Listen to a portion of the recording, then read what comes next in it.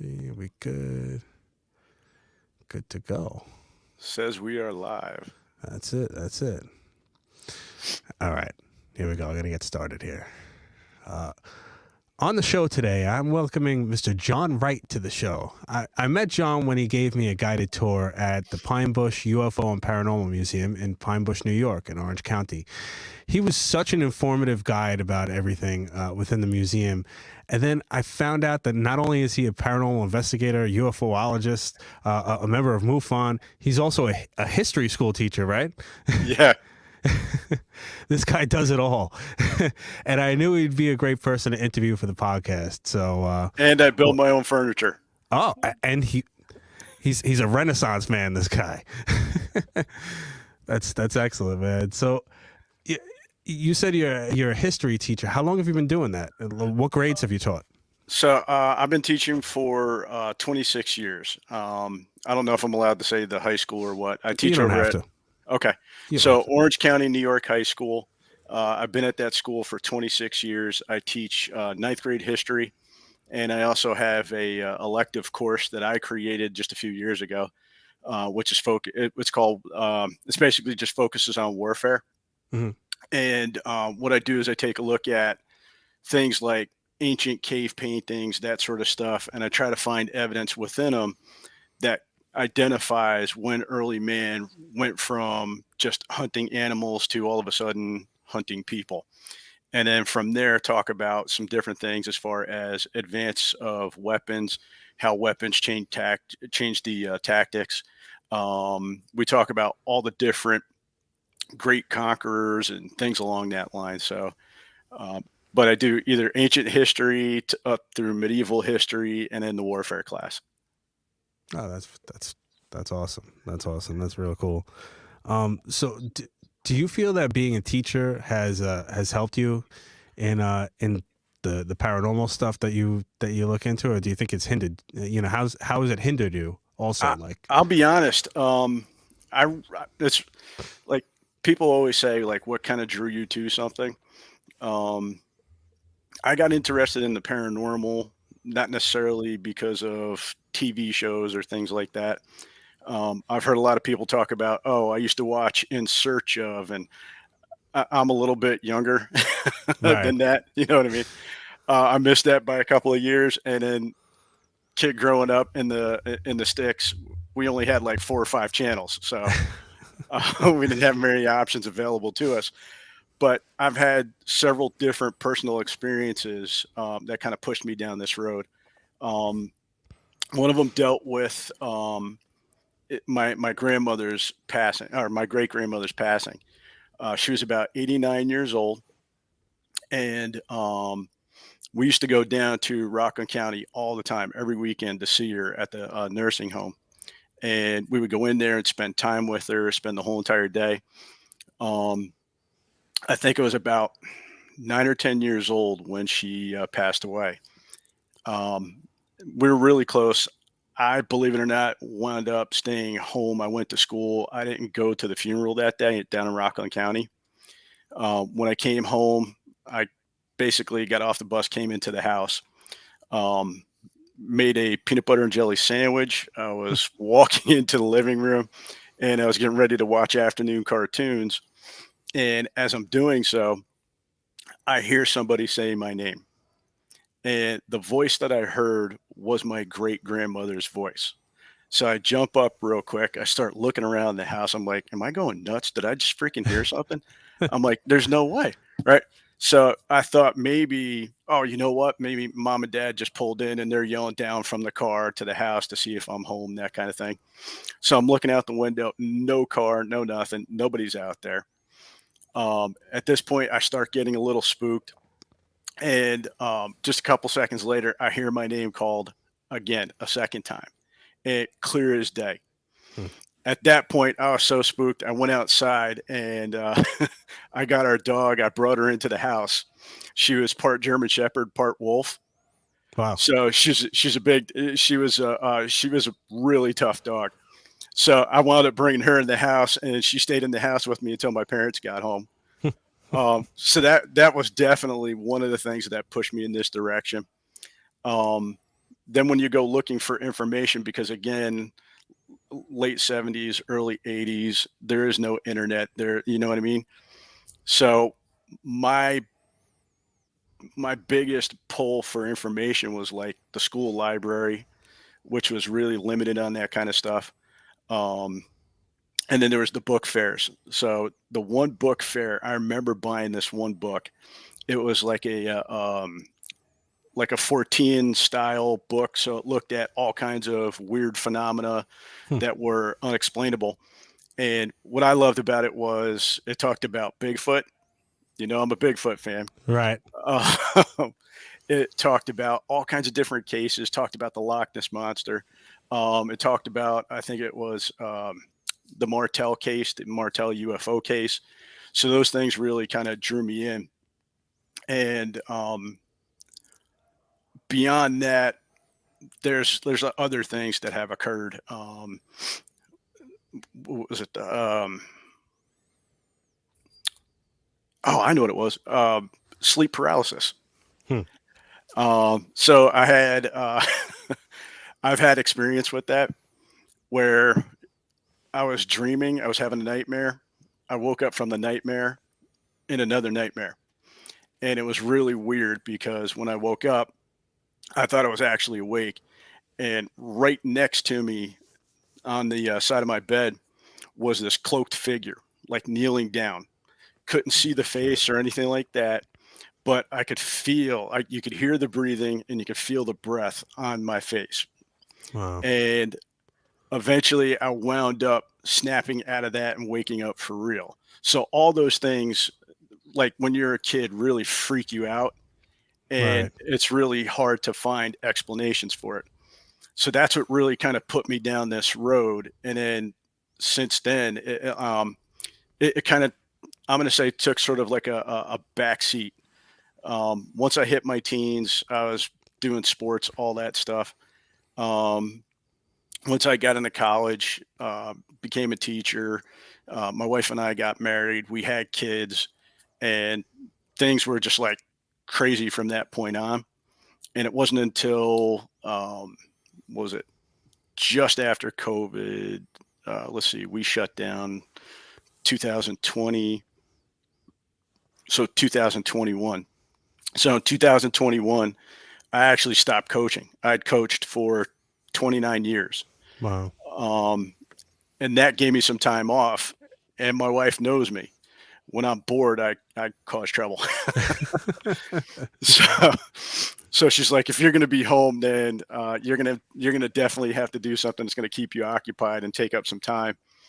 And that's what kind of led me into doing all this stuff. Wow. I mean, it's funny too because the last couple people that I had interviewed, that's going to be out a little bit, a few episodes from now. He had also said that his first experience was with his grandmother that passed away. That he said he used to see his grandmother. His grandmother used to tuck him in every night, and she was passed away. you Yeah. know, it's It's amazing. it's giving me the chills right now. Yeah, I mean, it's amazing. I mean, I've had experience since I was a young child. Not a lot, but maybe like a handful, I guess. And one of them was actually I was going through the New York State Corrections Academy back in 2006, and it's like an upstate thing, and you stay there for the week, and then you go home on the weekends, and then you go back up there on Sunday. So I believe it must have been like a Friday or something. My parents called me up, said my grandmother had passed away. So I had to come back home. Now, actually, that night, I was in a rock band at the time, and that night we were playing a show at a bar or whatever, and I didn't want to cancel, but I was I was upset about it. I'm like, well, how could I go and have fun, and play, my grandmother just passed away and stuff. So I go home, and now my parents, because my grandmother lived in Long Island, so my parents were out in Long Island at this point, and I was home getting ready for the show, getting ready for the gig, and I was thinking about my grandmother saying, I hope this is okay that I'm doing this. All of a sudden, the cordless phone rings, and I answer it, and all it is static. And it sounds like there's somebody trying to talk to me, and all I hear is static, right? So now I'm trying to turn it off, and it's not turning off, and I'm like, all right, I know what this is, because I've had experiences before, never like that. Yeah. But I've had experiences before. I'm like, wow, that's so I believe I pretty much said, like, I said it out loud. I said, listen, Grandma, if that's you, this is scaring me right now. Like, please just, I get it. Just please just let me hang up the phone. And all of a sudden I was able to hang it up. It's funny because all of my experiences, I've said this a million times on my podcast too, it was like, all of my experiences happen when I ask for a sign. That's why I don't do it anymore, because now I have a home with 2 small children, and I'm not trying to get any signs like that anymore. Yeah. And to be honest with you, I actually get signs when I'm doing my podcast sometimes too, because I'm talking about this subject matter. Sometimes, like, I'll be interviewing, I don't know if you ever heard of Carl Johnson. He's a famous demonologist. Demonologist. Yep. He's got the brother. Yes, Keith brothers. And John. Yeah, yep. Both of them great guys. I've talked to them both. Amazing interviews too. Really, really nice guys. But before I did the Carl Johnson interview, I'm getting everything set up, my microphone and everything, and right next to me is my backyard sliding door. And now I do everything at this time every show. It's like 10 o'clock at night, 9:30 at night, because my kids are sleeping and I don't want them to hear this stuff. So I'm getting everything ready, and all of a sudden I hear knocking on my backyard door, and I'm like, crap. Like, I'm not answering that. I know what that is. I know you know what I'm doing. Just let me do my interview. Like, I get it. But it wouldn't be the first time. It's not going to be the last time, but no, I had, you had the thing with my great grandmother after, my father-in-law passed away, which was, it's been 10 years now. And we went up, my wife was already up there. She had gone up. They knew he was in really bad condition. He was going to have to go in for surgery, those types of things. And so we wound up going up later on, and we go to the wake, the funeral service, all those things, come back to the house for the reception. And I'm the type of person, I like being alone. You know what I mean? Like, when there's big crowds and it's really loud, I'd prefer to kind of stand off to the side. So I went down in their basement where we used to play pool all the time. And so I went downstairs, played pool for probably close to about 15, 20 minutes, maybe even a little bit more than that. And I finished up, and for whatever reason, I said a little prayer, and I said goodbye to my father-in-law. And as I turned to go up the steps, dude, my father-in-law's voice says, "Bye, John." And I'm going up the steps. Now, I know what people will think. They're going to sit there and go, well, how do you know it wasn't somebody upstairs? How do you know it wasn't a voice coming from upstairs? The reason why is because there were only women in the house. There were no men. And this was my father-in-law's voice. He had a deep, gruff voice, and it was his. Wow. It gave me the chills, dude. I can't even tell you. And we've had so many different weird things, like you're talking about, knocking on the door. I haven't had that yet. Knock on wood, thank God. Yeah, it's scary stuff. But this is just, I apologize if I'm getting off topic, but no. Our old refrigerator, my father-in-law used to ask us all the time about, like, the ice machine, because we would always have issues with it and stuff like that. And right after he had passed away, the ice machine actually stopped working. And then the weird thing is, my wife and I would have, like, a conversation, like we're debating back and forth, and one's trying to get the edge over the other in the argument or make the point. And we both believed that we were correct. And then one of us says something, and the next thing you know, the ice machine works. Hmm. Like you hear ice cubes drop down into the thing. Special occasions like anniversaries, birthdays, stuff like that. All of a sudden, the ice machine would just start working. It was the Wow. freakiest thing ever, dude. Wow. Yeah. It's amazing, man. Like when they want to show their presence, I mean, they really they could do it. You know, I've had things where my computer at work will start freaking out, and then you know, noises happen, or I see full bodied apparitions. I've seen a few full bodied apparitions. You know, it's amazing stuff, man. That's why, like, my first experience was when I was 6. And like I said, I wouldn't say like I'm a sensitive to it, or you know, I guess I'm just open to it, you know. And that's really it. I mean, when a couple episodes ago, I was talking about in Vegas. When I was in Vegas, I had a paranormal experience, and I didn't know anything about that this hotel was haunted. And sure enough, the apparition showed itself in my hotel room, and then I find out 2 days later that the Flamingo Hotel is haunted by Bugsy Siegel, Oh who wow. used to run it, you know, and he shows himself in hotel rooms, and I said, well, he found me, you know, Yeah. but yeah, I mean, we could go off topic all freaking day. Oh, dude, I'm telling um, you, man. First thing my wife said, "Is there a time limit?"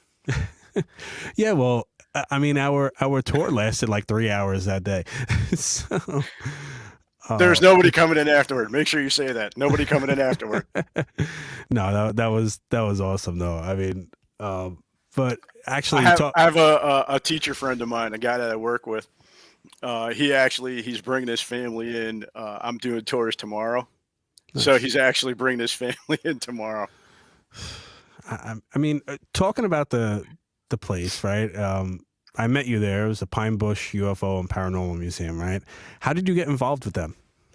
So this was that year that I stopped coaching, and basically what happened was, like I said, my wife knows me. I'm the type of guy that if I have way too much time on my hands, I'm going to get in trouble. For example, I was about 5 or 6 years old, and you know how your parents always tell you don't stick something in the light socket. Sure. My parents told me that. They never told me why. So that's the kind of stuff I do. But anyway, so what had happened was I'd always missed out on the alien fair. I was never able to go because I was always coaching. And so this year I had off and I finally was able to go. So I was like, oh, great, man, it's going to be awesome. So I saw that you had a few different people coming in that were going to talk Lee Spiegel, um, Richard Dolan, and Mark D'Antonio. So I was like, I've seen a couple of these guys, definitely want to see them in person. So I went looking for the tickets. I had to go to the museum website to get the tickets. At that point, I looked at it. I go, "Holy crap! Pine Bush has a museum." I'm like, "You kidding me?" So I ordered the tickets, and I look at my son. I go, "Hey, you want to go with me?" My wife and my daughter both laughed at us and said, "No, we'll stay home." Um, so we went in. We did the tour, and Lance, the manager of the museum, was the tour guide. We get through the tour, and that was another one of those tours. It was only supposed to be about an hour and a half, but I'd asked a lot of questions. I was adding information as we were going, and I think it wound up a 2.5 hour tour. uh, so we finish up, and we're getting ready to leave. And as we're walking out, Lance kind of waves me over to him, and I'm like, "What's up, dude?" I'm sitting here, I'm looking at my son. I'm, "Oh man, we're about to get in trouble." Um, so he's like, "Dude, you gotta come in and you gotta be a tour guide." And I said, I don't know about that. I mean, I've never really done that kind of thing before, blah, blah, blah. And he's like, do me a favor, just think about it. So I gave him my email, gave him my phone. And as I'm walking out on the counter, they have do I have it in here? They have the pamphlets for, here it is right here. So they had the MUFON pamphlets. Hmm. And I was like, I've always wondered about MUFON. So I grabbed the pamphlet I go home. I just start looking at the information, go on their website, that kind of thing. And again, had a lot of time on my hands, and I found one of the numbers, Chris DiPerno. He was the chief investigator at the time, and so I basically emailed him, and he sent me his. He's like, "Call me." Gives me his number. I call him. We wind up having, I think it was probably about an hour long conversation. During the conversation, he's like, "Oh, where do you live?" I'm like, "Oh, I live in Pine Bush." He's like, "What?" I'm like, "What do you mean, what? I live in Pine Bush, man. We're out in the sticks." He was all pumped. He's like, "Oh my God, you live in Area 52." Um, and I was like, "Yeah." He goes, "We don't have any investigators down there." He goes, "Would you consider becoming a field investigator?" And I'm like, "Well, what does it entail? All that stuff." So he explained that to me. And I said, "All right, what do I got to do?" He's like, "Well, you got to get the book, you got to study, you got to do this, and then you got to take the test." So I wound up ordering the manual. And so here's my manual. Oh wow. And I studied that for about 3 weeks, took the test. I got like a 89 or something, or a 90 on the test.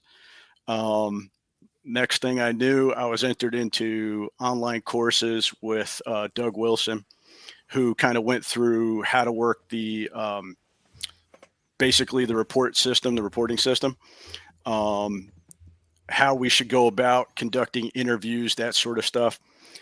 And then eventually I think I actually got my first case before I even completed the online stuff. Um, and then from there, I think I'm up to, over the last year or so, about 2 dozen cases I've been through. Um, it's one of those things that you have a certain idea in your head. Like when you hear field investigator, you're thinking like a cop. You know what I mean? Right, Like a right. crime scene investigator. Sure. Unfortunately, that hasn't been the reality, at least not for me. A lot of it's been online, just basically looking at photos, looking at video, reviewing those things, trying to see what's actually there, identifying other possibilities, going through, checking your lists, and then eventually coming to some sort of conclusion. Um, I do tend to be a little bit more skeptical, Mhm. um, but I'm open minded about things. I'm not where I go into a case going automatically, "Oh, this is the actual answer," before I even come up with an answer. You know what I mean? Right. So I wait till I see the information, go through the information, have a chance to investigate some other stuff, see if I can eliminate some things off the usual suspects list, and then see what I'm left with and see if there's a logical explanation for some of those things. Um, but I mean, that's what got me into this. And then as far as the paranormal, I really didn't do many investigations up until I started doing the UFO stuff. And I've only done a couple, but they've been really funny. Go ahead. No, so with since we're on the topic of MUFON and stuff, what what exactly do they do? Like, are they? I mean, I know, are they similar to the Stars Academy? You know that like are they kind of like the same type of thing, like looking for answers type thing? I mean, is that what they do? You got all kinds of people in MUFON. You're going to have people like me that are skeptical. You're going to have diehard skeptics, but you're also going to have, I apologize if I offend anybody, you also got your Kool-Aid drinkers. Um, so there's a real good mix of all these different groups that are in it. And to be honest, that's what you want. You want as many opinions as you possibly can. Sure. And then hopefully somewhere in the middle is where you find your answer.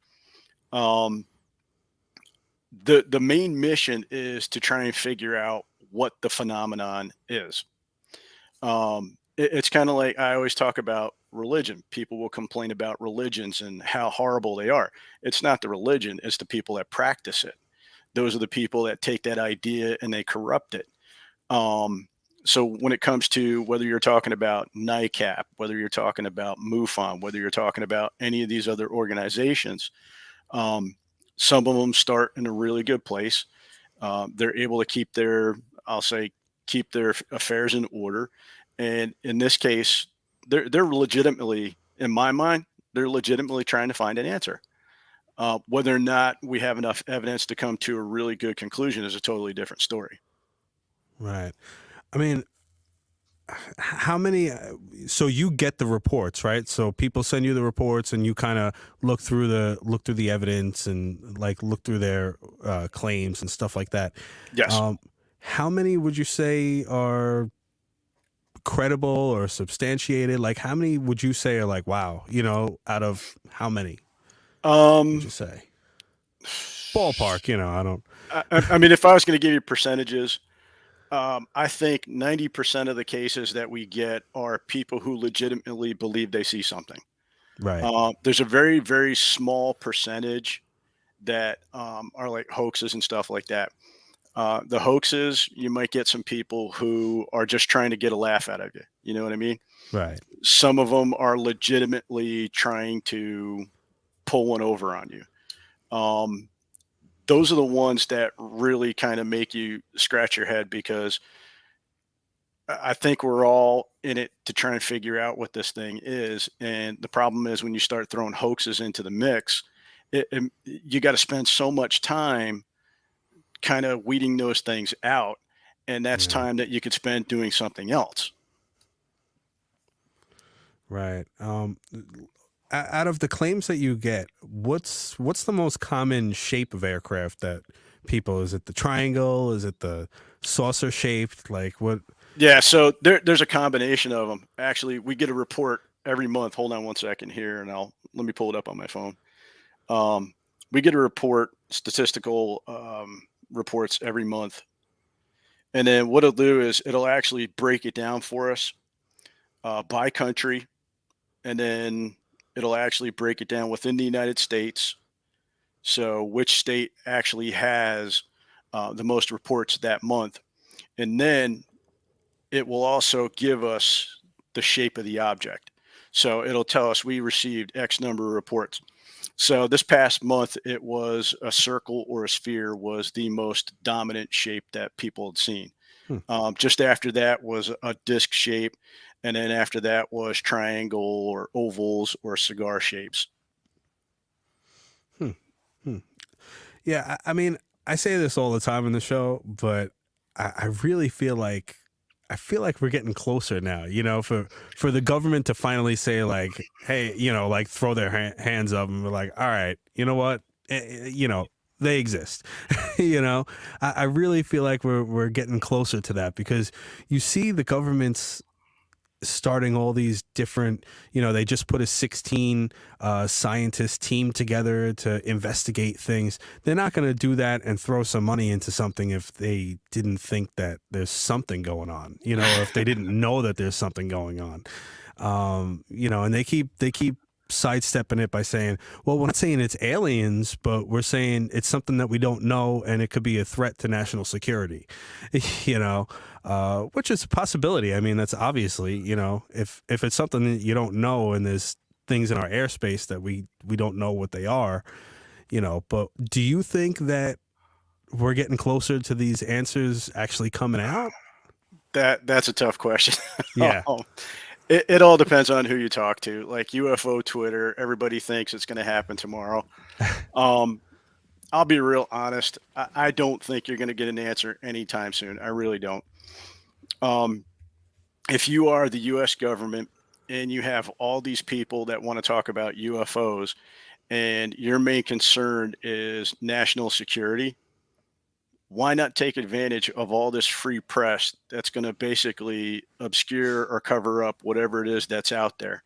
And it's just going to lend itself to the confusion and keep whatever it is hidden.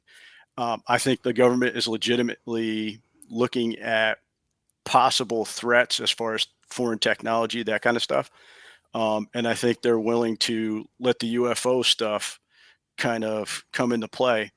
Maybe not necessarily because they believe in it, but because of what it will do for them. I thought about it this way: you had the Gillibrand Act, right? And the question is, why was everybody so gung ho? Why was the government and these defense people so gung ho? The only thing that I kept coming back to was, how do they benefit from it? And my answer was money. I mean, if you really want to generate more money for your programs, this might be the way to do it. Right, Tell the right. government, we don't know what it is. We need more money to figure it out. We need more money for better equipment and resources. Yeah, I mean, and it makes sense too in the fact that you're going to have more people looking in the sky too. You know, you have more observers looking to see, you know, if it's not aliens or if it is some kind of Yeah. foreign threat, you know, somebody's going to see it now because there's more people looking up in the sky. And people are going to tweet about it. People are going to Instagram about it. You know what I mean? Right. And what it does is it gives them, like you were just saying, more eyes on the sky. Yeah. It gives them more eyes on the sky, more people looking. And you know what? Doesn't cost them a penny to do it. That's true. Yeah, absolutely. So unlike the government, I like to have full disclosure, right? So earlier today, I had asked you about the CE5 protocol, and I know you did some research and stuff on it. Yeah, I did a segment on it, like a show or two before this, and you know, the Close Encounters of the Fifth Kind protocol. Yeah. With Stephen Greer, I believe his name is. What do you know about this? You know, as far as, you know, you were looking it up and stuff like that. What do you think about this protocol? I didn't do a deep dive on it, but I did spend roughly about an hour or so just going through, taking a look at it. Looked at some videos, tried to pull up whatever articles I could find. And some of the stuff, some of the articles, some of the skeptical articles talked about his childhood and that sort of thing, which I'll be honest, you know what? It doesn't really need to be in the article. You know what I mean? Right. The person's life is their life. Focus on the thing that you're trying to focus on, which is this program legit? So I watched. There was a highlight video. It was from Boulder, Colorado. It was filmed or at least posted October 19th of 2021. Next one I watched was a video. It was like the easy user guide to CE5. And I think that was by Engaging the Phenomenon. That was posted in March of 2020. Then I actually watched the one video with Stephen Greer. It was Techniques and Mantras for Making ET Contact, which was posted July 24th of 2019. Now, I'll just kind of give you a quick snippet. Like in the one video, the highlight video from Boulder, Colorado, he talks about meditation. He talks about some different things. He uses a Hindu prayer. And then he talks about some other things that I thought were kind of weird, where he talks about he had obtained information. I want to say he used the term illegally or something like that, classified information illegally, which kind of makes me think, well, you're saying that you got it this way. You're not really going to reveal your sources. Okay, so why not? Well, Right. if I reveal my sources, then people can go check it, and then if they check it, they might find out that I'm being less than honest. Right. The next video, the Engaging the Phenomenon, the gentleman goes through it and he talks about how they do this step-by-step process. And he talks about they pick a particular location, whether because it makes them feel safe or it's like quiet and allows them to kind of focus. Then they'll go through some meditating. After they're done meditating, he said they do what they call CTS, this coherent thought sequencing, aka you're talking about remote viewing. So they'll sit there with the intent of trying to make contact. And so he said what they'll do is they'll start off with thinking like across the universe sort of thing, and like have that image in your mind of who it is or what it is that you're going to make contact with. And then from there, what you're going to do is you're going to use that connection to sort of guide them here. So my understanding of the CE5 thing is the whole goal is to try and create some sort of contact with humans being able to, I don't know if you want to call it telepathy or what you want to call it, but being able to contact aliens and then sort of draw them into where you are. starting in the deep space, and then you change your focus to something that gets a little bit closer to where we are, like the Milky Way galaxy. From the Milky Way galaxy to our solar system, from our solar system to the Earth, from the Earth to the continent, from the continent to the actual country, to the actual state, to the actual location. Right. And then from there, he talks about using field tools, I think is the term that he used, where you have either a laser EMF detector or night vision goggles or night vision camera, something along those lines, where you can use those to try and catch the attention and supposedly aliens or craft or something of that kind will appear. Yeah, I mean, reading up on it, and I did the little story about it. You know, I don't know, man. I mean, my thing is this. It sounds almost like, I don't know if you want to call it like a fairy tale, but the fact that he says, oh yeah, no, but you're bringing them in there and you're getting contact, and they're nice and they want to contact you, and then if they sense fear or any kind of, then they go away. Like, so they're all nice and good, but you hear about, all these other alien encounters. Not every, if aliens are for real and there's all these different species of them, not all of them are nice.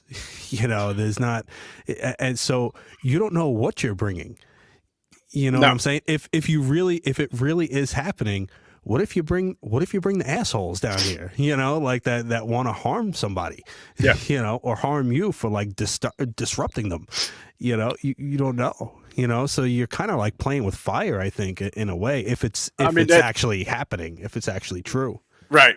So the other video I watched was the techniques and mantras video. And some of the stuff he talked about, you have some stuff in there about Zen Buddhism and their breathing techniques. Then he talks about another thing, which I totally disagreed with. He said that the mantras that they use, even though they sound Hindu, they are not Hindu. But he says they were written in Sanskrit. I call time out on that. I teach ancient history. Right. Here's what I know. Sanskrit was a language that was created by the Aryans. It was an Indo-European group. They came into South Asia somewhere around, it was roughly around 1500 BC. Hinduism was created somewhere between 2000 and 1500 BC. So Hinduism is definitely older than the Sanskrit language. Now, Sanskrit will become the main language of what they refer to as the Vedas, which is the holy book of Hinduism. So those two things are definitely tied to one another. So once I saw that, I kind of looked at it and I go, okay, all right. So some of these things I can kind of overlook, but this is one of those things that I looked at and said, okay, either this is an accuracy issue or this guy just really didn't give a crap. You know what I mean? Right. So that was one of the things that really set off a flag with me. The other thing that I thought was, I'll say kind of funny. He's talking about this tone. And I was like, wait a second, I've heard that tone before. I'm like, holy shit. I go, that's the tone from Close Encounters, the movie. So what I did was I pulled up, I jumped into YouTube real quick and I started looking for it. And I'm like, the tones from Close Encounters of the Third Kind. I pull it up and there was this video. It's called The Five Tones or something like that. And I played it and I was like, holy shit. The first three tones of the five is the three tones that this guy was humming when he was doing his conference. So I was like, oh my God, you got to be kidding me. So he left out the last two, but he got the first three. Wow. So, I mean, a lot of this stuff I just go through and I look at. He takes different techniques from these Eastern philosophies, whether you want to talk about Hinduism, Jainism, Sikhism, yoga techniques as far as the breathing and those sort of things, Zen Buddhism, Buddhism itself. And he kind of takes those things and he's kind of putting them and mixing them together. And as I was going through and I was looking at this, I was kind of like, you know what? I know I've seen this before. And then it hit me. I go, holy crap, I know what it is. the contactees of the 1950s. So I was like, holy crap. So I grabbed a couple of the books that I have and I just started going through them real quick. And I had stuff, pages dog-eared, stuff highlighted and that sort of thing. So I just started going through real quick and I'm like, holy crap, George Adamski, right? So Adamski was all about the Space Brothers and all that other stuff. A couple years after him, you had another guy, Daniel Fry. Another couple years after that, or like a year after that, you had Orfeo Angelucci. You had another guy right after that, Howard Menger. And then you had another guy right after that, George Van Tassel. And all these guys claim to have had contact with aliens. And one of the things that they all had in common is they claimed that the Space Brothers were visiting because they were concerned about the use of atomic bombs and that we were going to wind up destroying ourselves. The other thing was they believed that the universe was here or sending them here to save us from ourselves because we were kind of stuck and we couldn't evolve. So they had to come here and show us the way. From there, you could also kind of look at it as when you look at ancient religions, you see like with Judaism, you have Moses, who was a prophet, who was sent, you know what I mean, to get us back on the right track. Jesus, some groups will look at him as a prophet sent to get us back on the right track. Muhammad, prophet, sent us to get us back on the right track. So I was like, just like all these different things were kind of coming together for me. Then he started talking about the tones. And one of the things that they talk about here is the vibrations or the tones with the contactees from the 1950s, talking about vibrational level or something along those lines. They all wrote books. They all did lectures. They all basically tried to make money off of these deals as much as they possibly could. Van Tassel had what he called the Giant Rock Convention. You had Adamski created these get acquainted clubs or groups. Fry wrote a couple books. Menger wrote a book, like all these different things. And what I came back to was, and I tried to look it up, but I couldn't find it. I could only find the most recent one. I wanted to find out how much do they charge for one of these conventions? How much is it to actually go there in person? And I guess they're doing them now in virtual reality. So I couldn't find anything from before COVID. Whenever I would try to click on those things and buy tickets, it would say it's already closed, the event's over with, that kind of thing. But for this past conference that they had, it was a 3-day virtual conference and it was $200. Huh. Wow. And then if you just wanted to do like, they would do a couple different things the first 2 days. And then the third day that night, they would do like a thing under the stars, like we'll call it like a sky watch. Right. And so if you didn't want to do the conference, you could just do the sky watch. And that was like $50. So I don't want to put words in somebody else's mouth, but when I look at it, I'm seeing contactees from the 1950s. I'm just seeing him repackage it a little bit different than what they did back then. Right. Right. I mean, I just feel like it's going to be like that scene in Independence Day, you know, when the friend goes up on top of the building and like, oh, you know, with the signs, and then they get blown to smithereens, you know, like I'm just gonna, oh, look at it, it's pretty, it's so pretty, and then boom, you know, like I'm not trying to do that, man, and like I'm not, you know, I trust me, I want to see a UFO, but I live upstate now and I work the midnight shift, so I drive on the Taconic and the Springbrook at like 2 o'clock in the morning. So I'm looking, trust me, I'm looking. Dude, I hate that road. Yeah, it's so freaking dark. Like I'm looking up in the sky and I'm looking in the woods. I'm like, cause I want to see Bigfoot too. Like, or any kind of, you know, deer or anything that's going to be running in front of my car. But, yeah, I don't know. I mean, the jury's still out with that. But I did buy the $10 app just because I wanted to read up a little bit more about it, you know, just for the hell of it. I saw that too. Yeah. I mean, the guy's making money. Let's he definitely. I'll tell you what, I got to say this about him. I don't know how old he is, but like I want to get a hold of like his workout regimen. I want to see what he's like eating, his diet. Man, that dude is jacked. Yeah, I didn't see really. I Oh didn't see yeah, his physical. Wow. yeah, he's pretty built, man. He's pretty built. So, going back to the ghost stuff, right? The paranormal investigation stuff. You're in a paranormal investigation group? No, actually, I No, just do. you just do I it on your I'm own. I am a what I call a hobbyist or an enthusiast. Gotcha. Me Um, too. I'm not part of a formal group or anything like that. I don't want to be part of a formal group because then the issue is everybody wants to do things a certain way.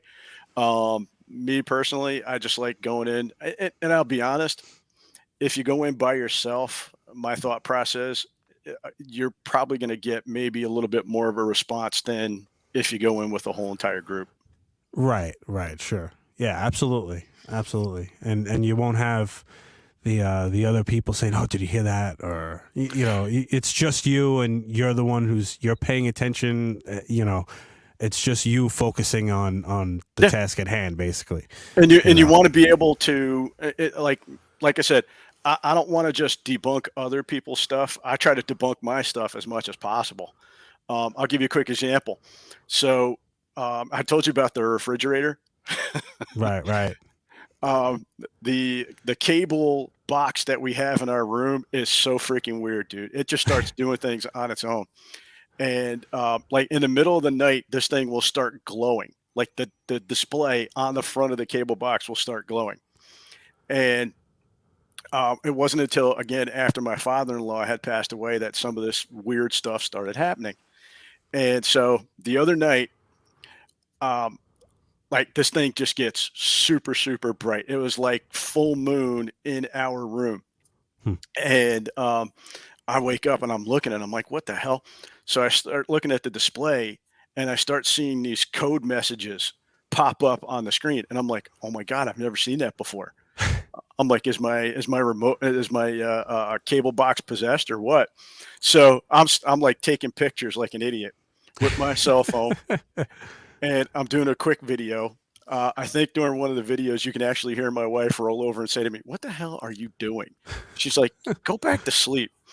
And I'm like, "Nah." I'm like, "The cable box is doing this weird freaking thing I've never seen before." She's like, "It gets bright all the time." I go, "No, this is not bright." I go, "It's like dialing up all these codes, CD something or other, and it would start counting from 1 all the way up to 99."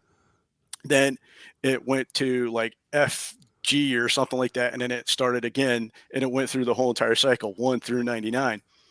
Then the whole entire cable box shuts itself off, and I'm like, "Holy shit, that just happened on its own." I'm like, "What the hell?" I'm like, I'm looking around the room and everything, and then all of a sudden it comes back on and reboots itself. And so I'm looking, I leave like the remote controls for the TV on the bed, so I'm like looking to see if the cat pushed it or something like that. So here I am. I got my video. I got my pictures. I'm all pumped, man. I'm like, I'm going to prove that I have like this possessed cable box. So I go online. I start looking just to make sure. I'm like, was there a cable issue or something like that? And I can't find anything online. I pull up my email. I start going through my email. And I have an email from Spectrum Cable that they were going to do maintenance between 12 a.m. and 3 a.m. and that there might be some issues with your cable box during that time frame. So, yeah, Yeah, I mean, because I didn't know where you were going with that story, because I've actually had some weird cable box stories as well. Actually, um, when my grandmother was sick in the hospital, I'm going back like 15 years ago, maybe, and she was very, very sick in the hospital. We didn't think she was gonna survive, and she actually ended up living a few more years after this. But um, we were all, I have a large family on that side. I have like 10 cousins and 3 aunts and an uncle. It's a pretty big side of my family. And so we were all out there, and me and my cousin were staying at my aunt's house. Now my aunt's house is very, You good? No, Oh I'm yeah. grabbing my. Oh okay. No. I So got my grapefruit I hear seltzer. you. So my aunt's house is very there's she's seen this full bodied apparition in her house every night for years. I mean, this thing would stand at the foot of her bed, and you know, Damn. of course, she's had psychics in there, and they tell her this guy's name is Charlie. He used to live in the house, and you know, he shows himself sometimes, and he does things right.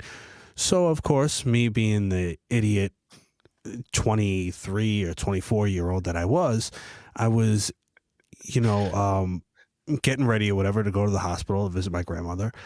And I said, hey, now that I'm thinking about it, I said it in front of a mirror, which probably isn't the best thing to do either. But I'm standing in front of the mirror and I said, hey, if there's anything here, give me a sign. Right. And I didn't get anything right at that time. I'm like, all right, whatever, screw it. Right. So we go to the hospital. We're there for like 10 hours. Come back, and now me and my cousin are laying on the couches in the living room, going to sleep. So all of a sudden, I'm looking, and I see the cable box flipping the channels over and over and over and over and over and over, and it just keeps going though, like 0 to 99, and it just kept going and going and going. And I'm looking, and I'm like, "Yo," I said, my cousin's name was Jason. I said, "Yo, Jason," I said, "Are you laying on the remote or something? Can you turn off the TV?" He goes, "No, you know." He goes, "The remote's right there." He goes, "Yeah, turn it off or whatever." Right. So we turn it off. It flips back on and starts cycling the channels again. So now I start laughing, you know, and he's like, "What did you do? What did you do?"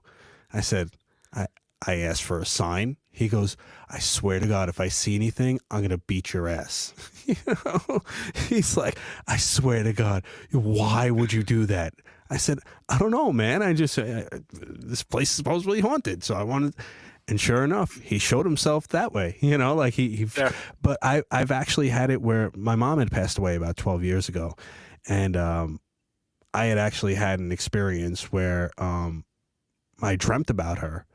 And then I dreamt about, like, I have my virtual reality headset sitting right next to me, my Oculus and stuff, and I love it. So I had a dream about how I was with that side of my family and I was showing them my Oculus headset, right? And I put it on within my dream. I put the headset on and I see my mom sitting there waving to me and like smiling within my dream in the headset. And in real life, I feel her like kind of caressing my back because I was going through a rough time at that time.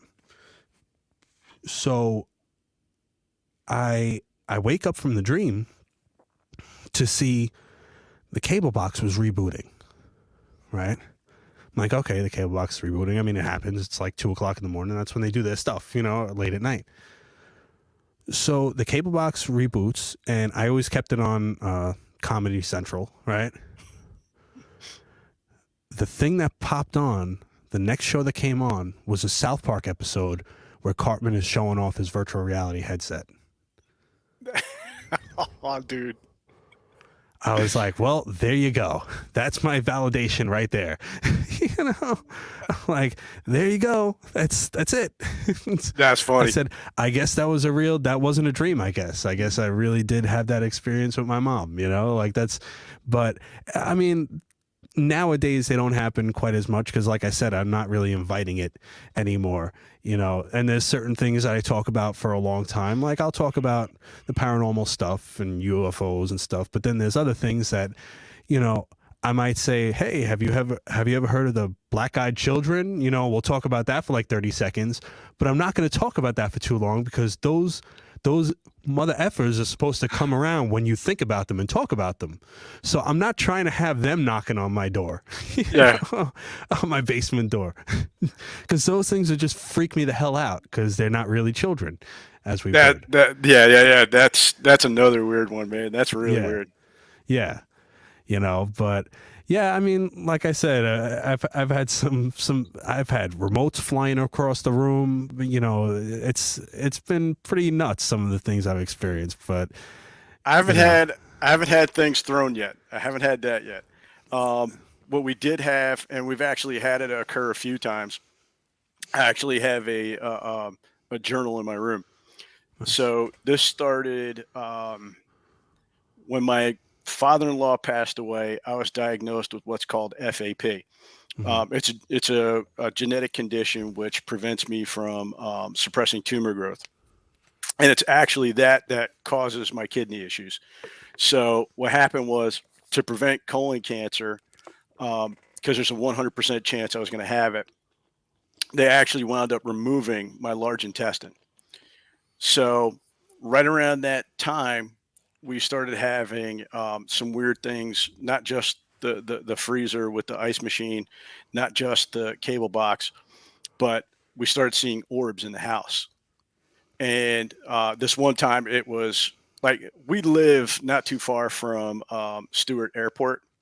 So the planes will actually circle above on their final descent into the airport. And so when they fly over at night, you'll actually see the strobe light. Depending upon what part of the house they're at, it'll be pretty bright. Hmm. It'll light up the room, especially since we got a skylight in the bathroom. So I wake up at roughly around 3:30 in the morning. I don't even know what woke me up, and I just kind of look over toward the bathroom. I see a light. I go back over, go to put my head back down on the pillow, and I look up again because I was like, "All right, is it my wife? Is she in the bathroom?" And I just happened to notice she's actually laying right there next to me in bed. Hmm. So now I'm thinking, okay, so it's not her in the bathroom. Oh, you know what? It must be a jet flying over, and it's the strobe light lighting it up. And just as I'm thinking that, the light, you could see how the light was shifting because it was moving closer and closer to the door.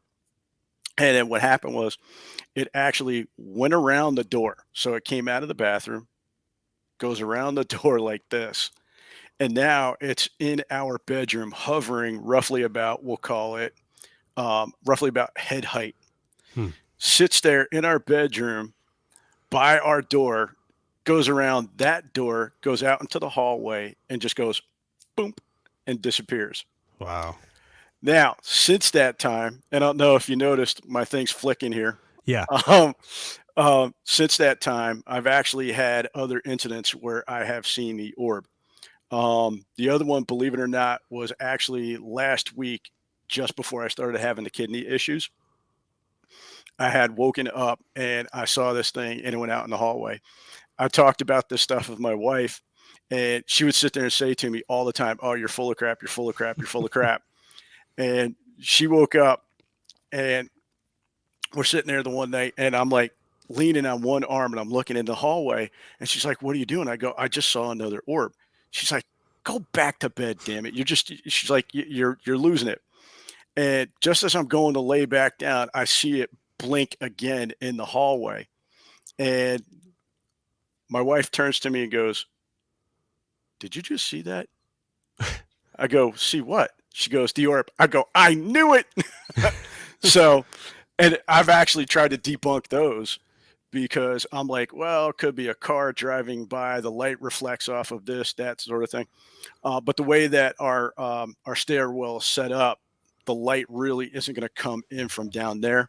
And I'm in my office upstairs, and this door behind me was actually closed. So if there was something that was going by, then it wouldn't have been able to come. The light wouldn't have come from this room because that door was closed. Hmm. So it's just one of those weird things that you can't explain. I mean, and I've seen them. Um, was it October 19th? And then just last week I saw it. Wow. Wow. I mean, yeah, it's funny because that's the one thing, like, when I see pictures and stuff, I'm like, orbs, like, I'm not that. But I mean, I've seen one. I saw one 2 days after my mom passed away. I believe it was my mom, because I was in the same room where she had passed away, and I was laying, of course, distraught and thinking about everything, and I see Yeah. this big red light, you know. Picture, I guess I'm in the I'm in the living room, and I'm laying on the lounge chair, and straight ahead is a hallway that leads to the kitchen on the right side. And I see this red light come out of the kitchen and start moving its way up the wall towards me. Yeah, I see the flickering, man. and and I see the this red light. And now, yeah, you could say, oh, I was dreaming or I was seeing things, but then my father's dog was following it the whole way and barking at it. You know, so I know I saw what I saw. And then just as it came up to me, it dissipated and it disappeared. And I feel like that was my mom, because, you know, that's pretty much the first couple days that somebody passes away is when they have the most energy, and they're still earthbound apparently until they, you know, go wherever they're going to go, if they're going to go somewhere, you know. And yeah, I mean, that was my orb story. But as far as pictures, I never really, you know, I was like, well, I mean, it's too easy to say, all right, well, it's a bug, it's dust. I mean, there's so many things it could be. It could be a reflection of the light going off of a dust, you know, a particle of dust, you know. So pictures and videos of orbs never really too much, you know, impressed me too much. But Yeah. That's why I see. That's why I'm always about, if you can bring in multiple different things, like whether it's cameras, whether you get some audio, something along those lines. So if you can get multiple bits of information and it all occurs at the same time, in my mind, it gives it like a little bit more credibility. You know what I right, mean? Because now you're catching it on different devices at the same time, and you're seeing it or you're hearing it, and it kind of reaffirms what it is that you're seeing or experiencing at that point in time. So that's why I always try to do a couple recorders. I always try to do a couple cameras at the same time, different angles, that sort of thing. Shooting in opposite directions, so that this way, there goes my freaking thing again. Um, so that this way, you can kind of use one to help corroborate the other. And in regards to the orbs, I actually caught on audio. um, I got to clean it up. Unfortunately, I don't have the software on my computer. I haven't gotten into the audio yet, but I actually caught. You could hear a woman's voice. wow, Um, it's real subtle, but you can actually. It's like she's saying a whole entire sentence. hmm, So it's weird, and that's why you can have people tell you they've experienced things, but my goal is either try to get it on camera, try to get it on video, try to get it on audio. If you could get it on all of those, even better, because then you got multiple devices giving you information. right, right, yeah. So on to the next thing, right? Let's talk about the blurry man himself. So you're a Bigfoot enthusiast, right? Ah, love Bigfoot. Love Bigfoot since I was a kid. Have you ever had any experiences like seeing the guy, or you just Zero, zero? zero experiences. I've had people tell me stories, but me personally, I've never experienced it. I know I've had, and it's funny, I've actually had students who have told me about it. And this is before I ever was even close to being an investigator. The one young lady was telling me they lived up in Sullivan County, and she and her dad were walking along a trail. So they had cut trails on their property for their ATVs. Hmm. And so they were, for whatever reason that day, they were just walking along. And as they were walking along, they heard like some different noises, kind of like monkey type grunts and that sort of thing. And the daughter was getting all scared and everything, and the dad's like, "Don't worry about it. We'll be okay. Just keep moving." And she said at some point, a rock about that big had gotten thrown from up on the hill down, and it landed roughly about 20 feet in front of them. So I've gotten a couple stories like that where people have said they've either heard or seen rocks or something along that line. But me personally, no. Um, I mean, I'd love to see Bigfoot. I'd love to see a UFO. I'd Yeah. love to see all that stuff, except Um, for the Loch Ness monster. well, as far as cryptids go, do you like any of the others? Are you fascinated with any of the other cryptids, or I is it think a lot of basically it just is. Bigfoot? I think it's really interesting. Um, but I also believe that there's one that may have a possibility of actually being true. I think it's probably the best one is Bigfoot. Just simply because if you take a look at like the archaeological record, you'll see that there are things, whether you're talking about the giant sloth, which was like 6 foot tall, or you're talking about Gigantopithecus. And I think they just actually, I think they had just recently found some other type of species. Um, so all these different things, it's in the archaeological record. We have fossils, that sort of stuff that tells us something very similar to it did exist. Is it possible that this thing is just a leftover? Um, you had the coelacanth, which they believed had died off millions upon millions of years ago, and was discovered in like the 1920s and the 1930s. And is it possible that Bigfoot is just one of those things? Now, do you think what do you think Bigfoot is? Do you think he's like an undiscovered animal? You know, because they're listen, the gorilla was a cryptid at one time. You know, do you think he's an Exactly. undiscovered animal? Do you think he's an alien or an interdimensional being? Like, Oh, I know. We talked about. you're killing me, dude. You're I don't want killing to me. get you. I don't want to get you in trouble. No, I'm good. Um, What do you I'm think? What's your definitely, thoughts? yeah, I'm definitely a flesh and blood kind of guy. I do not believe it's interdimensional. I don't believe it walks between worlds or any of that other stuff. Um, it does leave some evidence in the form of footprints. I got I got Grover Crantz's book. I got John Green's book. I got Jeff Meldrum's book. I got another book someplace else. All those books are on Bigfoot.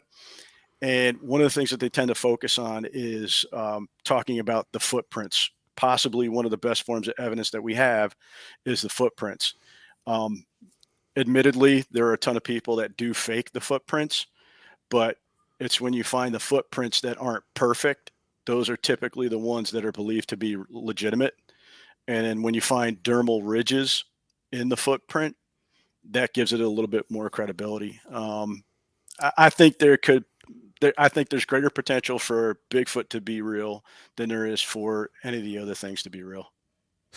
Yeah, yeah. I mean, I definitely agree with you on that because it's just been, I mean, thousands and thousands and thousands of sightings. I mean, not everybody could be, you know, wrong, I guess you could say, or mistaken about it.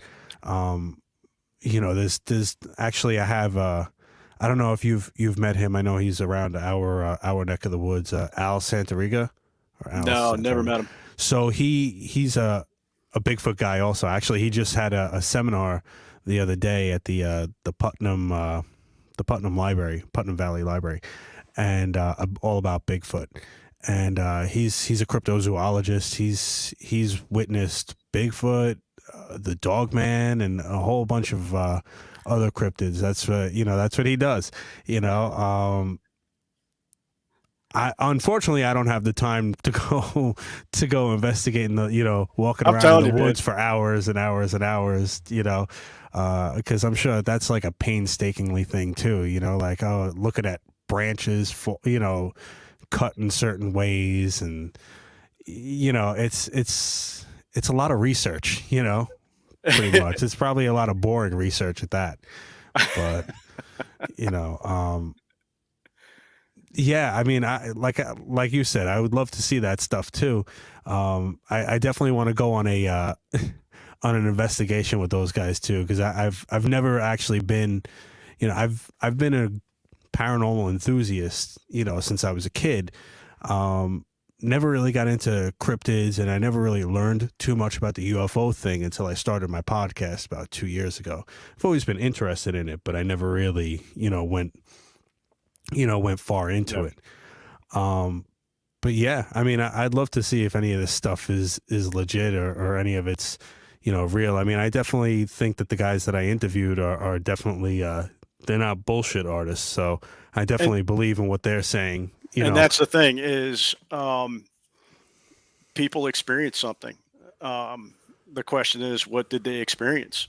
And Right. unfortunately, you weren't there to be with them when they experienced it. So it's kind of hard to pass judgment. You know what I mean? Yeah, yeah, and I mean that their reaction towards it is definitely the normal reaction. Like they were like, yeah, we saw. They're like, we saw the dog man like way too freaking close. It scared the hell out of us. You know, like, yeah, I mean, if you saw this gigantic, like, I mean, the dog man is supposed to be basically like a werewolf, you know, Yeah. to like look like that. I mean, if I saw that thing within arm's length, I'd be scared to hell too. I don't know if I would go out on any more investigations after that. I was gonna say you better go get that steak that you pulled off of that prisoner, dude. Right? But I mean, there's just so many things, man. I mean, a lot of people think that I don't know where it came from, but now everybody's trying to put everything together. You know, oh well, Bigfoot is an alien. He's a cryptid alien time traveler. That, you know, like why are you putting everything together now? I mean, I understand. You know, it's all paranormal. It's all under the same umbrella of paranormal, but one thing doesn't have to do with another thing, you know. No. But I mean, who knows? You know, I guess that's why there's no experts in anything in anything paranormal. You know, they say there's Yep. no such thing as an expert because it's a pseudoscience. You know, there's no legit evidence, you know, or at least no scientific evidence that's been proven, I guess you could say, by There's there's just like there's no real legitimate course of study. You know what I mean? Yeah. It's not like somebody sits down and says, "Oh, okay, here's paranormal 101, and here's the process that you have to go through." I think that's why when it comes down to it, you got to look at the science. Um, you make sure that you go through things the proper way. That if you do something, was it something that I did that caused me to see that in that particular way, and then you try to reproduce whatever it was that you had just seen. Like when it came to the orbs, like I would sit there and I was like, was it just me? Did I just see something? Was it like my eyes playing tricks on me? Right. And this is the stuff I do when I'm bored in the middle of the night and I can't sleep. I'll like close one eye and you know what I mean? And I'll do stupid stuff like that just to see if I can get something to occur. And if it occurs, great. But I'll be honest, I haven't been able to really reproduce many of those things.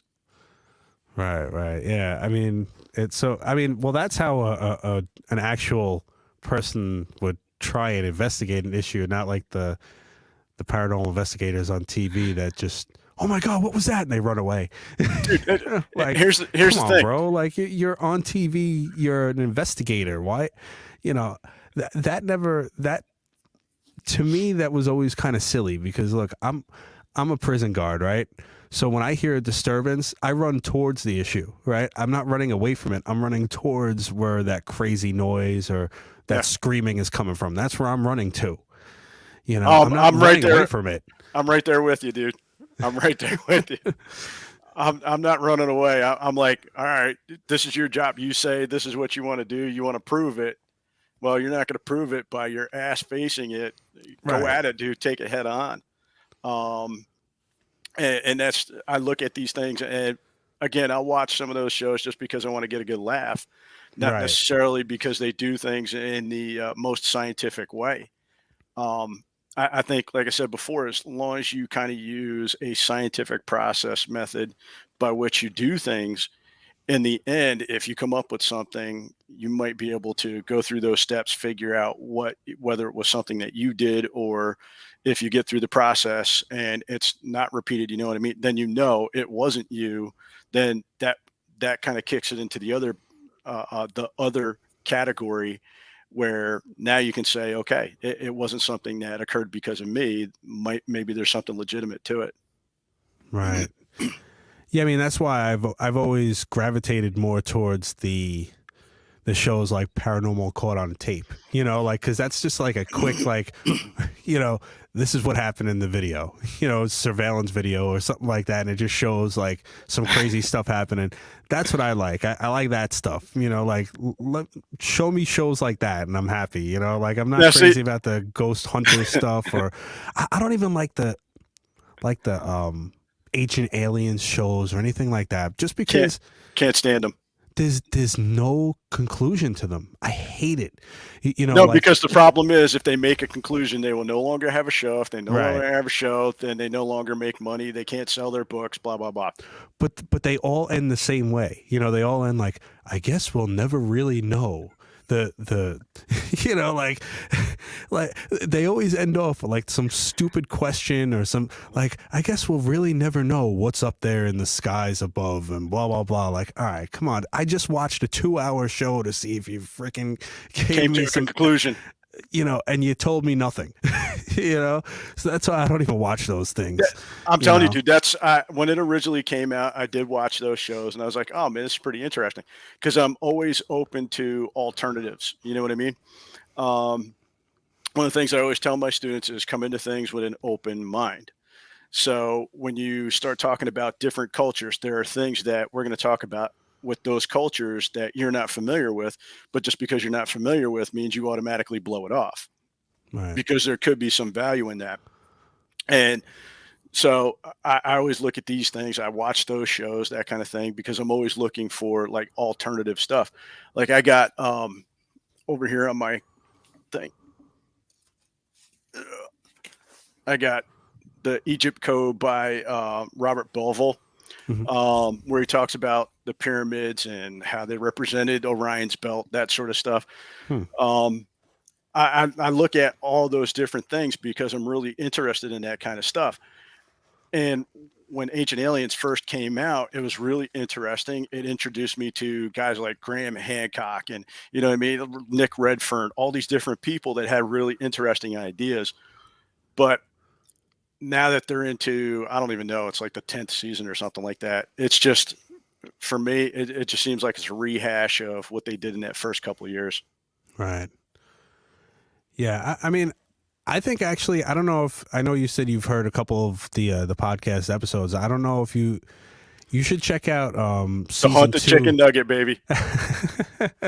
Yeah, you know, I get so many like, oh, I love that Haunted eBay segment. You know, a lot of people like the I Read It on Reddit segment too. I'll tell you, I've been listening to your show as I've been, because I'm in the car. Awesome. I commute. I have a 2-hour round trip, right? So hour to work, hour home. And I'll queue up a few different shows. And the last one, you had me dying, dude. The one with, what was it, the clown doll? Oh, yeah. Right? Yeah. The guy died and his body is in the doll. And Right. Oh, my God, dude. I was laughing my ass off. My thing, like, I mean, who the hell is going to buy a chicken nugget for $500? You know, it's... And then have to keep it in your freezer. Right. Yeah, exactly. I mean, I'm not going to... Maybe I should. I mean, I already got issues with my ice machine. So. I don't know. You'll wake up at 3:00 in the morning, the witching hour, and you'll see your refrigerator floating in the air or something like that. You know, I'll see it. I'll see a demon chicken. But no, I think you would actually. On episode 2 and 3 of season 2, I actually interviewed Steve Neal, who is he's a Hollywood monster maker. Basically, he worked on the original Ghostbusters and Fright Night. You know, he like a makeup artist, special effects guy, and he's actually had alien abductions since he was a kid. Wow. And I mean, he's written books about it. He's actually very, very good friends with Whitley Strieber. I know you know that name. You know, everybody pretty much knows Whitley Strieber. And yeah, he's good friends with Whitley Strieber, and he you know, awesome guest, man. I mean, and I actually met him in virtual reality on my Oculus.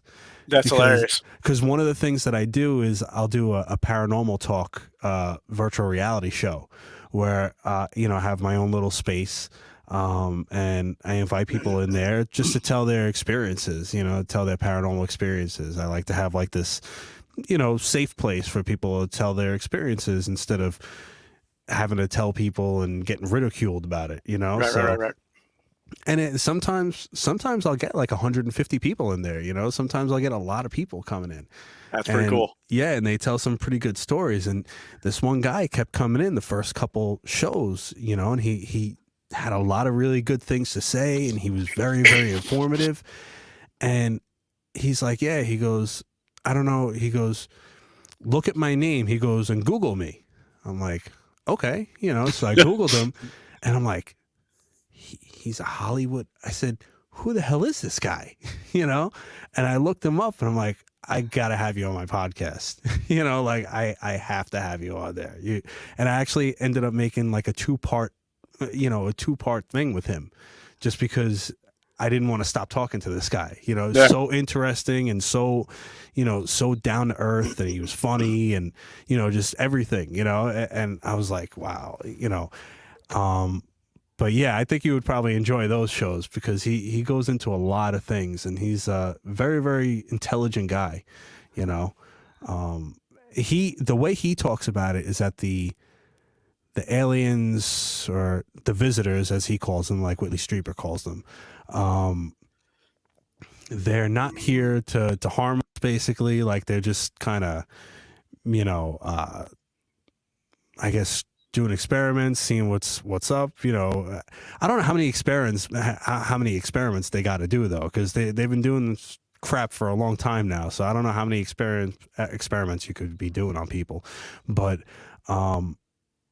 he said that there's like this one being that comes to him every single night since he was a kid.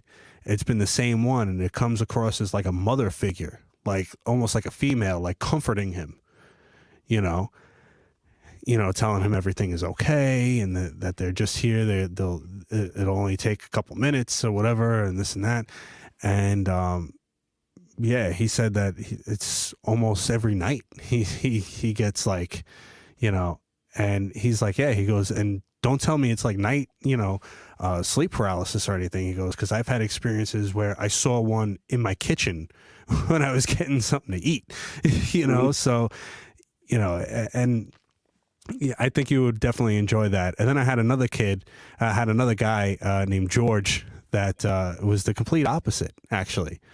He says that his experiences of being abducted is negative, as far as he says that there's an alien presence that's like, basically what they want to do is not control us, but like live within us, basically. Like that's what he's saying. Like basically like channel. Yeah, like they're inside of our brains, kind of, and that they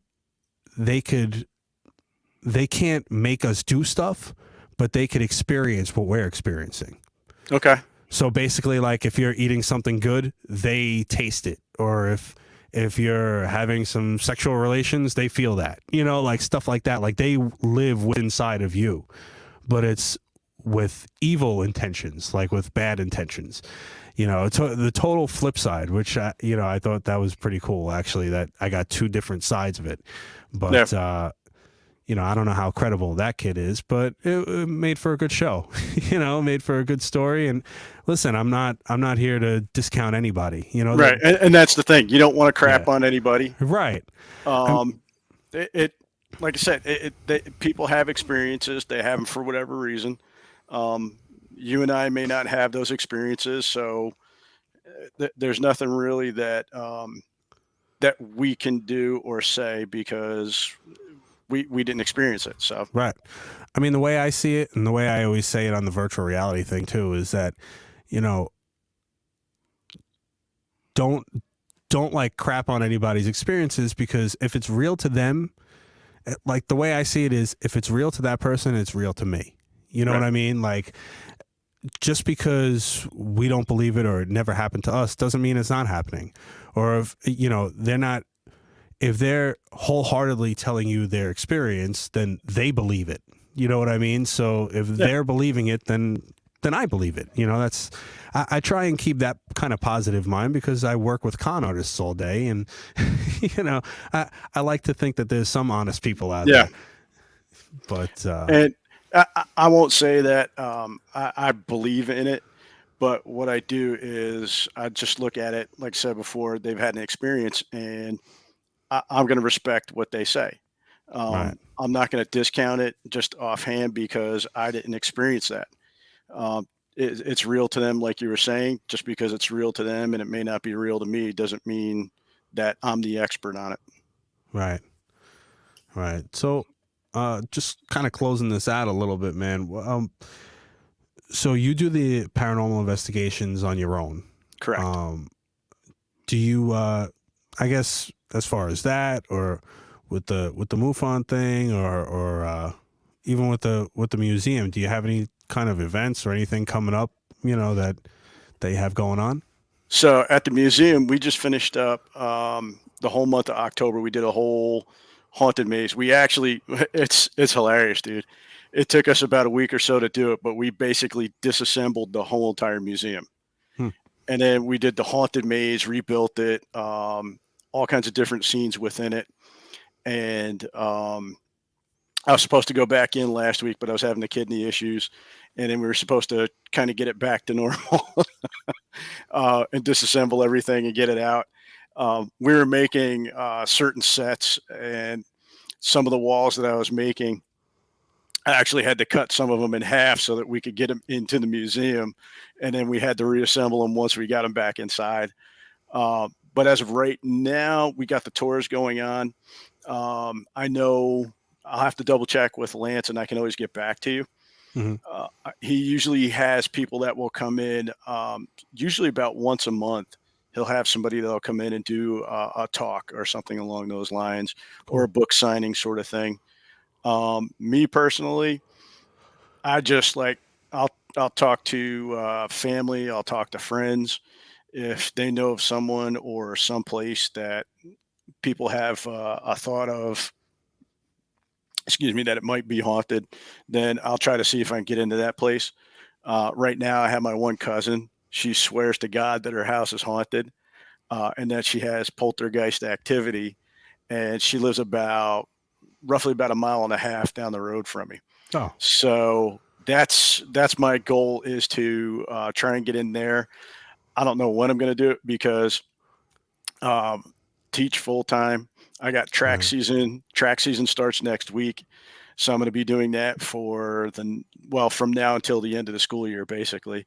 Hmm. Most of my weekends might be mostly Friday nights for indoor season, but then outdoor, we'll have a meet during the week. I'll have meets on the weekend.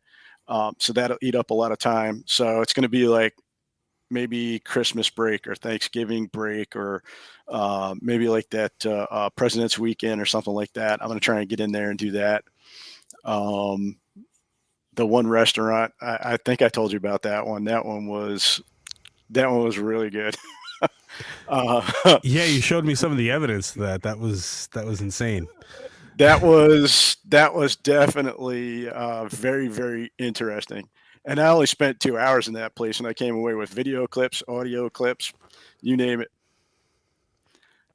That's yeah. I mean, when you showed me that, that was yeah, that was some crazy evidence right there. That was nuts. Yeah, that's why. I mean, for me, you have all these apps now and stuff on the phone with like the ghost box kind of stuff, and I'm like, first off, I think most of them are for entertainment.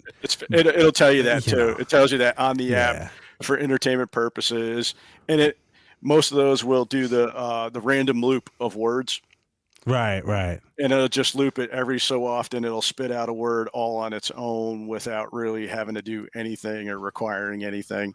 That's why I'm just like an old school. Give me a voice recorder. Let me right. set up that voice recorder, and I'm just going to let it roll. If I'm walking from one room to the other, I'm going to tag it. That's how I caught the audio that I got with that woman talking in my house. I actually, there's another time I set up the recorder in the house, and I actually left the house. Like I went, got my car, drove into town, went shopping, and came back about an hour later and reviewed the audio, and you could hear somebody walking around my house. Wow. And it wasn't my animals. Like I know I got a couple cats, I got a dog, and I know exactly what they sound like. I can pick them out on the audio. This was, you could hear the actual like shoe, the sole of the shoe contacting the floor as they were walking across the floor. Wow. Wow. Yeah. That's does that like Does it freak me out? yeah, does that freak you out that it's in your house that's doing that, or Not at all. no? No, not at all. If I ever sensed that it was something that was evil or malicious or something like that, then maybe. But I'm a firm believer in that, like you were saying, you can open yourself up for these things. Right. Right. If you are afraid, that you're kind of inviting those types of things.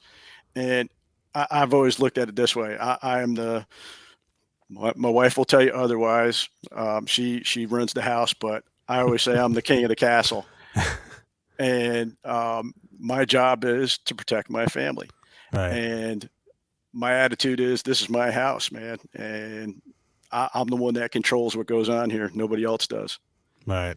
And like I said to one of the guys I work with, because he started questioning me about it, and I said, look, if you open yourself up to those things, if that's your expectation, and this is kind of what you were talking about before, then that's what's going to come back to you. Right. Yeah. Yeah. No, I definitely get that. That's why, I've never experienced any kind of demonic thing, and I'm not trying to, you know what I mean? Like I'm not opening myself up to that. Nope.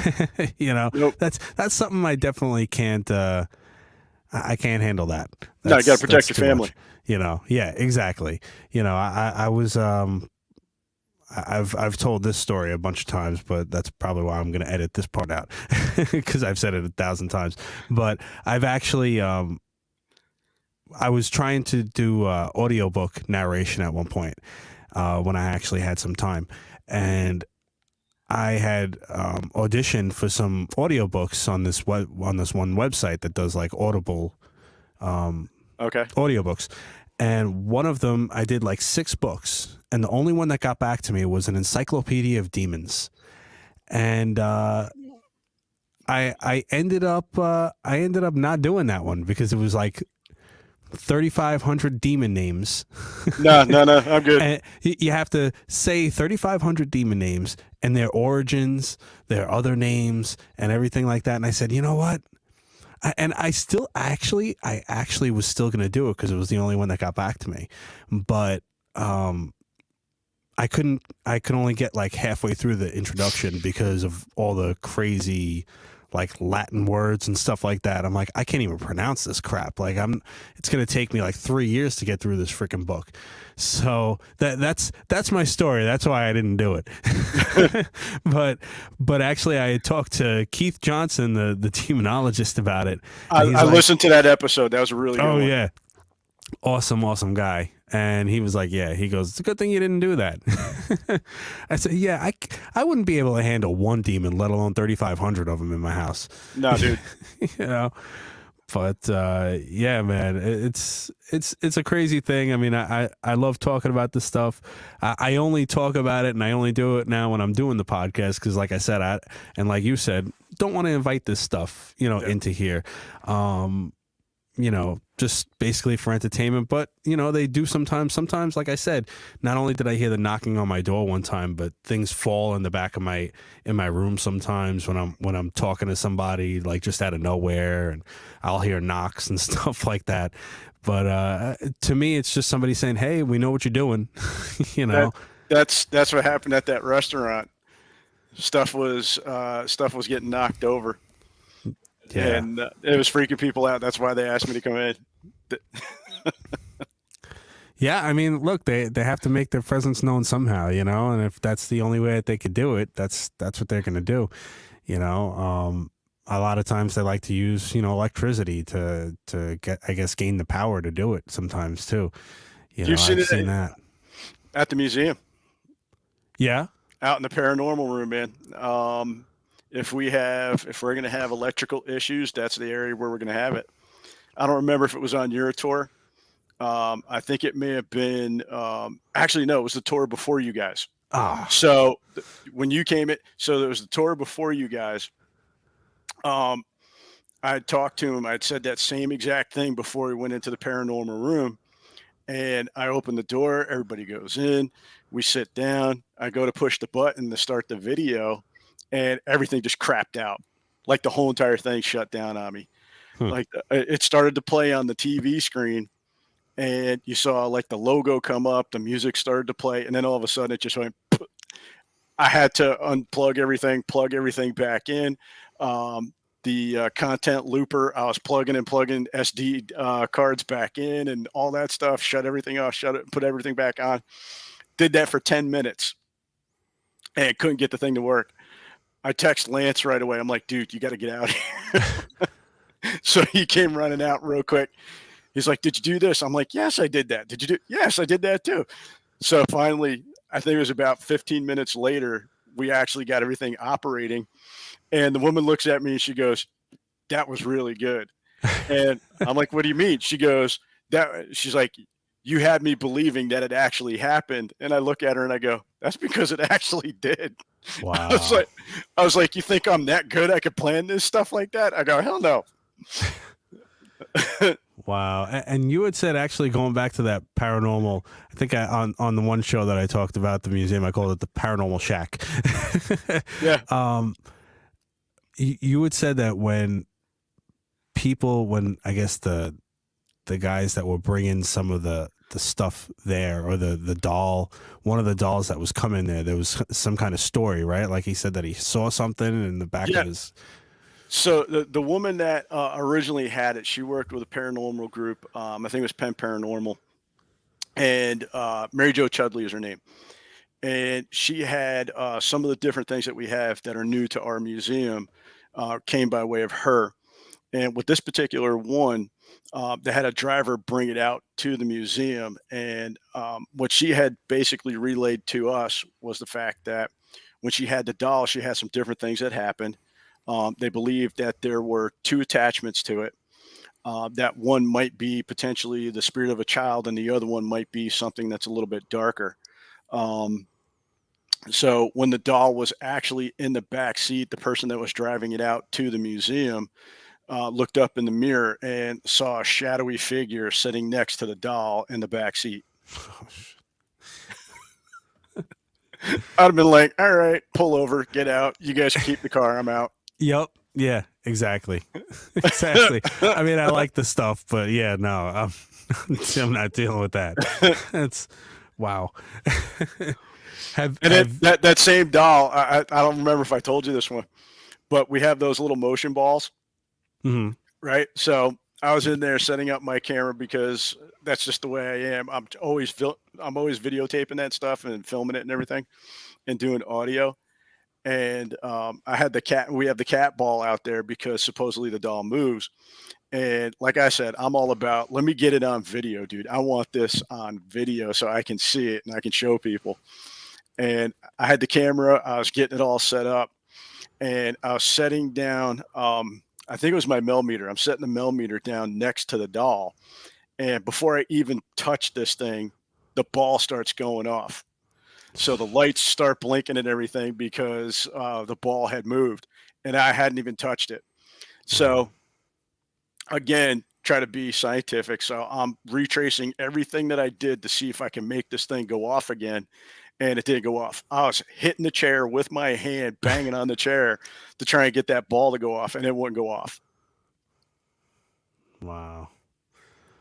Wow. Yeah. Honestly, I was a little upset when I went there and that girl sat down next to the doll instead of me. I was like, damn it, I want to sit next to the doll. You know, because you're like, oh yeah, you know, you might get an attachment if you sit next to that. I'm like, damn it, I want to sit next to the freaking doll. I had another tour. I had a tour. This is probably going back maybe about 3 weeks ago. And actually, no, I apologize. It was, I think it was the first week of October, just before we shut down and started doing the haunted maze.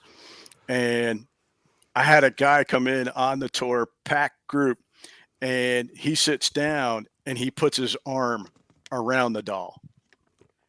And I'm like, look, dude, I'm like, disclaimer, anything attaches to you, anything follows you home, that is your problem. That is not my problem. That is not the town of Crawford problem. That is not the museum's problem. That is all you, dude. I was like, so I don't want to wind up in court and you're trying to sue me for an attachment. Could that be sued in court? I don't know. I don't know if that could be. I have no idea. Court but case. That's yeah. That's all I know is, hey, dude, you want to push your luck? You want to do that kind of thing? Go for it. But that's like the people that challenged Robert the Doll and Annabelle and stuff. Like, listen, I know you think it's a joke, but don't do that. You know, like you don't know. You don't know what you're dealing with. You know, but people take it as a joke most of the time, you know. Oh, it's a haunted doll, you know. It's just for me, it's a matter of being respectful. You know what I mean? Right. Sure. Yeah, absolutely. Like you said, you don't want to invite things. You're not doing a TV show. There's no reason to provoke. You be respectful of what's there.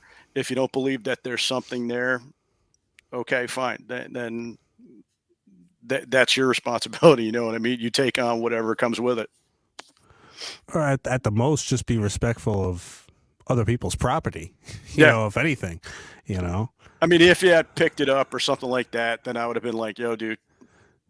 Right. Yeah. But he just kind of put his arm over the top of it and around. Right. Right. Just to be a wise ass. So. Of course. Of course. I haven't heard anything, so I'm kind of hoping that means that he wasn't possessed or oppressed or anything like that. Right. Right. Yeah, I'm actually listening to the audiobook, The Demonologist, the Ed and Lorraine Warren book. I don't know if have you ever read that? I haven't read it yet. So yeah, the audiobook is on Audible, and it's actually really, really good. I mean, for me, I want to believe Ed and Lorraine were legit. Mm-hmm. You know, there's some things where I'm like, I don't know, but they're very, very, they know what they're talking about, at least. They're very convincing and they're very believable. Right. Right. I mean, yeah. I mean, they definitely sound like, if anything, they sound like they know what they're talking about. You know what I mean? But yeah, I mean, it's a great book. So if you ever, you know, have any time or whatever, if you're going to listen to an audiobook, definitely check that one out because it's pretty good. The Demonologist. Let me write that down real quick. Yeah, there's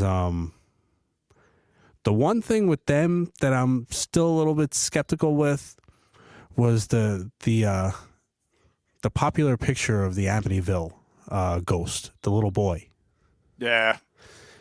Because if you do some research on that, they had a guy that was working for them that day that had the exact same shirt on as John did in the picture, you know, and he had very, very similar hairstyle to the little boy in the picture as well.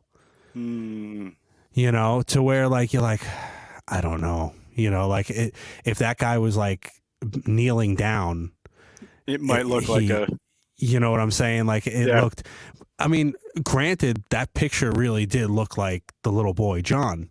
But if you look at this guy that helped out with the Warrens, you're like, yeah, it looks like him too, you know, and they just so happened to snap this picture while they were there and the same day he was there too.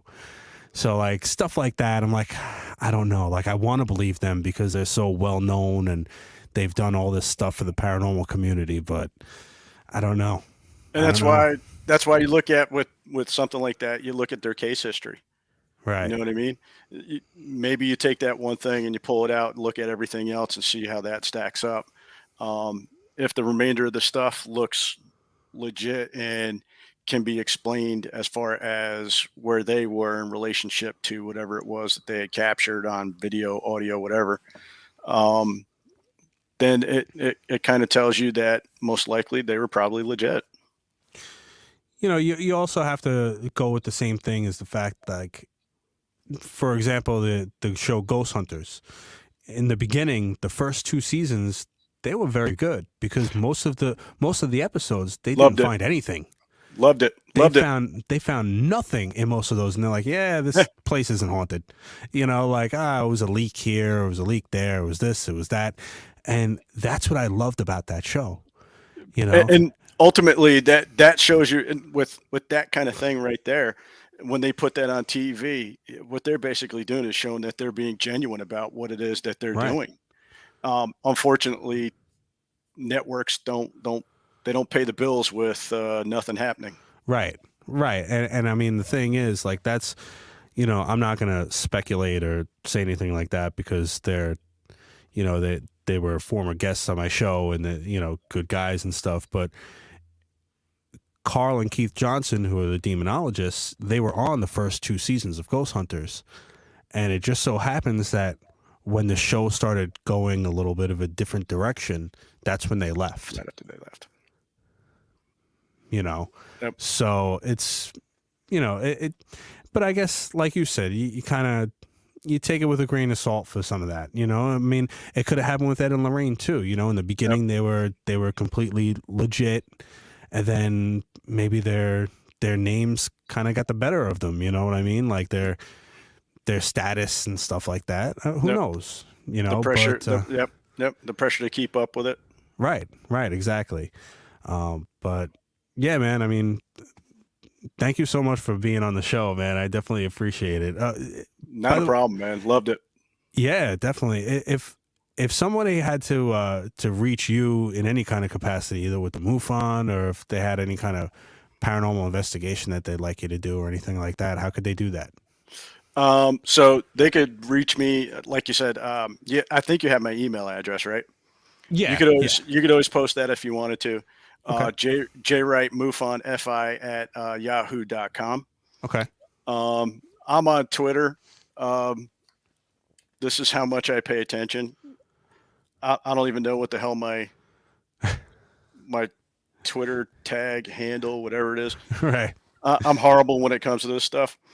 So they would be able to get in touch with me with at open-minded skep SKEP 8, and it would be a capital O for the open-minded. Okay. So they can hit me on that, and I can try to respond to people there. Obviously, I'm not going to give out my phone number. Right. Sure. Absolutely. But you have it. If anybody ever contacts you, you can always contact me. Definitely. Other than that, they can stop by the Pine Bush Paranormal Museum. Right now, I'm doing Sundays. Okay. All right. Yeah. Yeah. And definitely tell Lance I'm going to have him on the show too. He's not getting away that easy. Oh, I'll gonna get have him. I'm definitely going to have him on the show, and I'll let him know tomorrow. Because I'm sure the fact that he's the manager there, and he's at that museum. Obviously, I'm sure he's got plenty of stories as well. So, and from what I'm told by somebody else, he has a different view on Bigfoot that I'd like I was to just hear going to say his view as well. So he and I argue about that stuff all the time. But that's what's funny is that, and that's what we were saying before about the respect issue is you can have two different opinions and still be nice to one another, still get along with one another. Why? Because you're not crapping on somebody else's beliefs. Absolutely. Yeah, I definitely agree with that. So yeah, thanks a lot, man. Really appreciate it. Anytime. And I'll let you know when the show's on and stuff. But if I ever get into my cousin's house and I'm actually able to do the investigation there, I'll hit you up. I'll send you some stuff. Awesome. I appreciate that. That's great.